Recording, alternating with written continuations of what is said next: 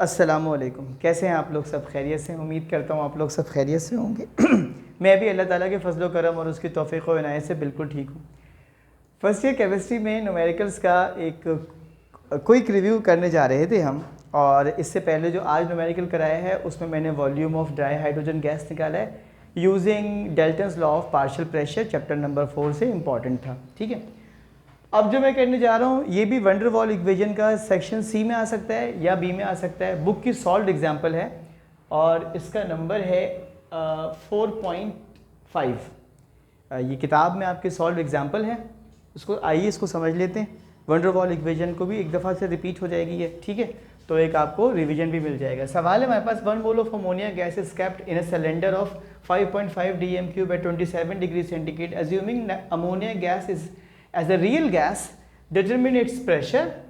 The van der Waals constant for ammonia R A is equals to 4.17 dm6 into mole inverse square and B is equals to 0.0371 dm³ per mole। ठीक है जी, तो हमारे पास उसने number of mole दिया है, data की heading दी, मैंने number of mole दिया है 1, टेम्परेचर मुझे 27 डिग्री सेंटीग्रेड था।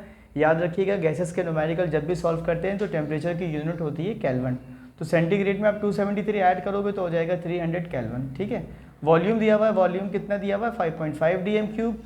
जनरल गैस कांस्टेंट R, इसकी दो वैल्यूज़ होती हैं, ठीक है, लेकिन चूंकि हम इसको dm³ में वॉल्यूम है, मीटर क्यूब में नहीं है, इसलिए हम इसकी R की वैल्यू लेते हैं 0.0821 atm dm³ पर मोल पर केल्विन। ठीक है, प्रेशर हमें मालूम करना है।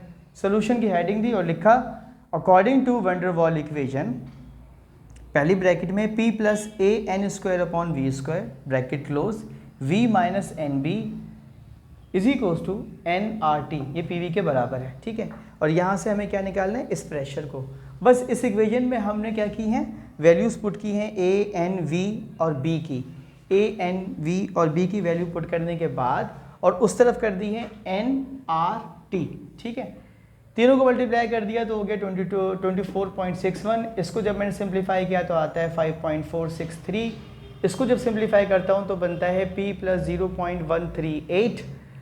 5.463 को उस तरफ लेके जाता हूँ इक्वेशन के तो डिवाइड कर देता है, ये बन जाता है 4.5। और आखिरी मरहले में या आखिरी स्टेप में मैं क्या करता हूँ, इस प्लस को उठा के 0.138 को मैं माइनस कर देता हूँ किसमें से, 4.5 में से, तो आंसर आ जाता है P is equals to 4.362 atm। अब इसकी एक और एग्जांपल भी है, वो है 4.6। ये आपको मैं होमवर्क दे रहा हूँ ताकि आप लोग सारी इक्वेशंस करानी और सारे सॉल्व एग्जांपल कराना मुमकिन नहीं है, तो आप इसकी जो अगली एग्जांपल है 4.6, ये आपको होमवर्क के तौर पर मैं दे रहा हूँ, इसको घर से ख़ुद कीजिएगा। और अगर ये न्यूमेरिकल आपको समझ में आ गया हो एग्जाम्पल तो अच्छी तरीके से आप इसको ख़ुद भी कीजिए, दोस्तों को भी फॉरवर्ड कीजिए। अपना बहुत ख्याल रखिए। अल्लाह ताला आप लोगों को कामयाबी अता फ़रमाए। अल्लाह हाफ़िज़।